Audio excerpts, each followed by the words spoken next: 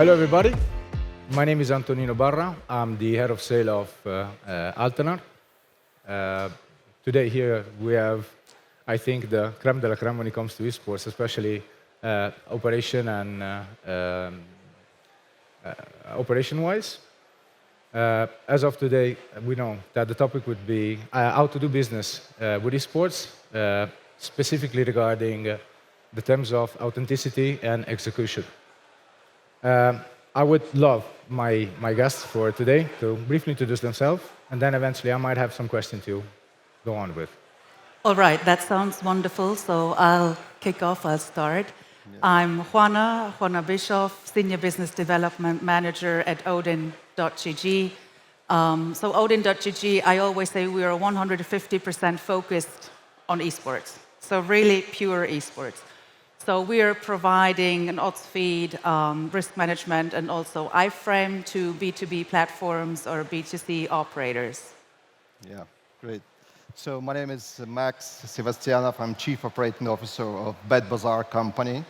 So in our products, we have like esports, fast products, and esports feeds. So that's why we are so enthusiastic about esports. And we actually try to push these products to the existing operators because, yeah, it's really important for us and for the business at all to look at the esports even now. Hi everyone, I'm Ollie Niner. I'm head of sales at PandaScore. We are also esports dedicated odds and data supplier. We've been around for around about 4 years, but we've only been focusing on esports odds for like the last 3. And our primary focus is building those relationships and building up the product set so you as operators can develop and grow the esports product. Thank you so much. So for me, what is relevant, or I think is relevant, and of course we can develop, and I do hope we can do that, as a sports provider, in order for me to understand the esports, and maybe in a way in which might help us, to come up with something that might be working in sync with what you guys do on a daily basis, because it's not completely different, but let's say there are some synergies that maybe we can uncover today that would better give an idea, better understanding to the media and sportsbook operator, and focalize the attention on what the real value of esports might be nowadays. What do you think would be? I mean, one of the important things is to identify the customer base and have a good approach with them, because we know that it's a really good, but it's a really tough niche to pierce into. Absolutely. It is a niche, right? 100%.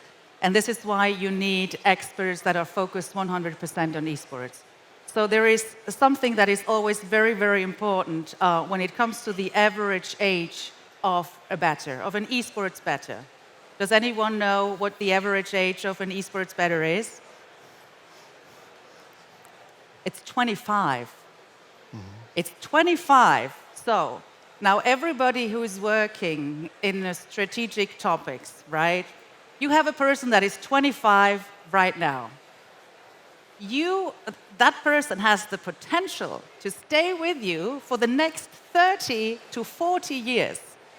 And everybody who is working in strategy, business growth, I mean, for me, that sounds like music in my ears, right? If you can keep a customer for the next 30 to 40 years. So this is definitely something you should have in mind.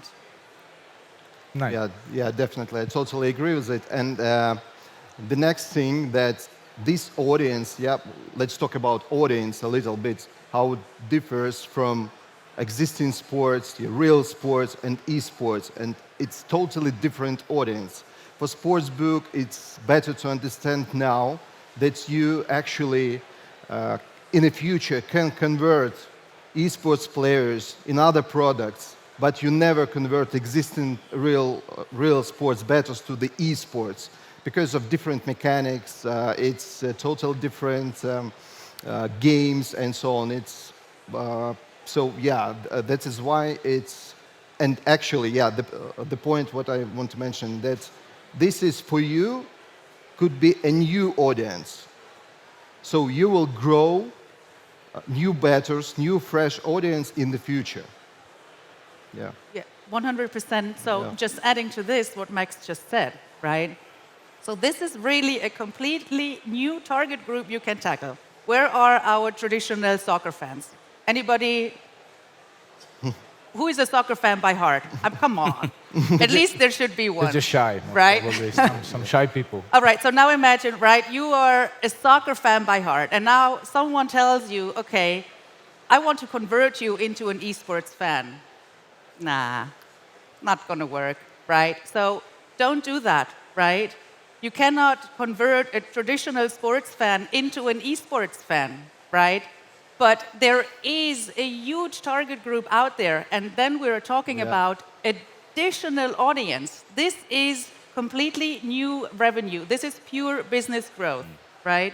So adding to what Max said, this is really something you should target. I think it's really important that we kind of allay, because when we talk to tier ones particularly as well, there is a little bit of fear within the industry about the cannibalization of your sportsbook. So essentially taking your bettors away from that. And we all, I think, are fairly aligned on the fact that we see esports as an additional revenue, as additional new players, as an acquisition rather than a conversion piece.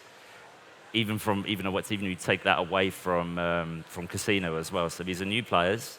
They have a completely different life cycle. They'll be appealed to in different ways.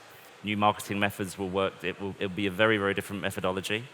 We've seen. I don't know if anyone has read our white paper. We produced a white paper on the different methodologies done by customers, not just our customers, but we looked at people like Rivalry, we looked at 365, we looked at Betway, we looked at all of these guys who were very, very successful at producing an esports product. And what they all saw was this unique growth. And we all know the underlying fear is, within the industry, is the decline of customer databases. Sports bettors are getting old. I consider myself a sports bettor. I'm 42. We're all moving on, and appealing to that younger demographic and building that new audience is vital, and that's the power behind esports. Absolutely. Actually, I just want to add a little bit about the fear, of sportsbook. When we talk about the integration of esports or adding this to the sportsbook, what the main fear?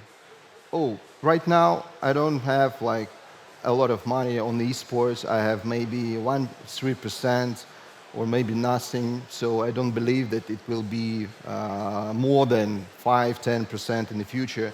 But actually, right now, these doors for esports are open, and you have to work with a fresh audience because existing audience getting older, and what you can actually provide them with, you can't give them new sports, and in terms of esports perspective, so you can provide variety of different sports, different markets, different engagement processes. You can add marketing, you can add sponsorship to all this ecosystem. So that's why it's really important to work with audience now.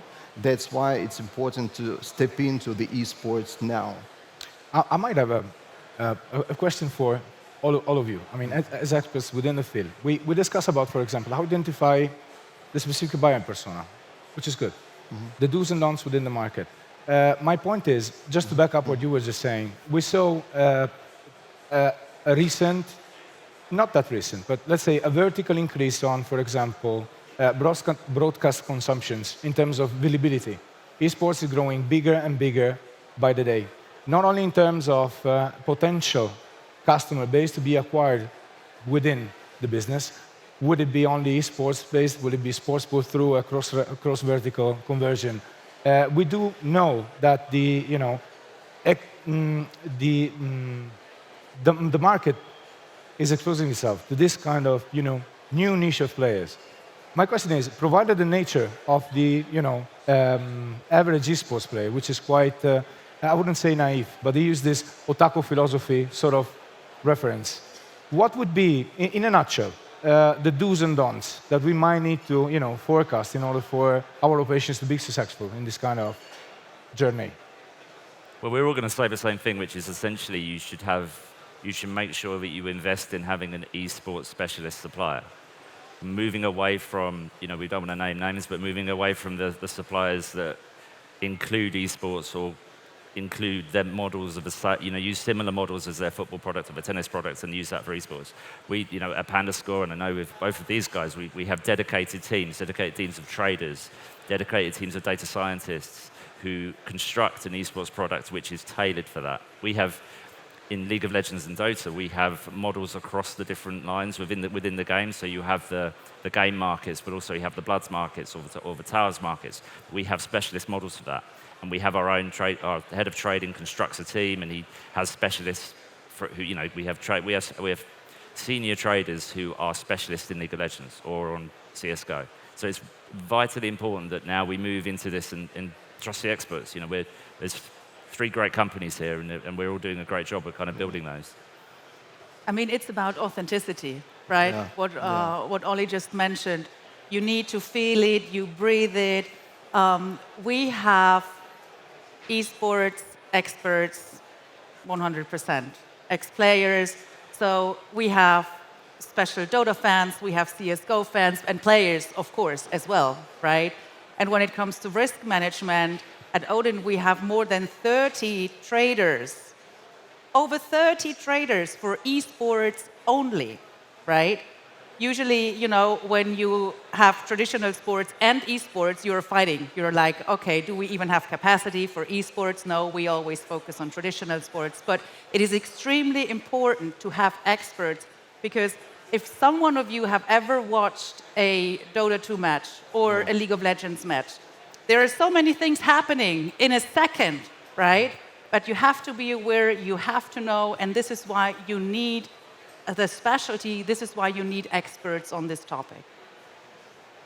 Yeah, I totally support this because, I believe that without traders, without experts, it's really difficult to provide it with the great odds and actually to provide it with uptime, to provide it with the possibility to bet in the final stage of game. Actually, in the esports, it's interesting that the main activities can be in the end game, in the game, especially for Dota 2 and League of Legends.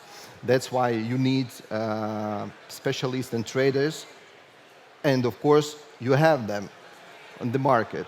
So you don't need to fear, you just have to try to understand, to plan how you build, how you grow your audience in 5 years at least.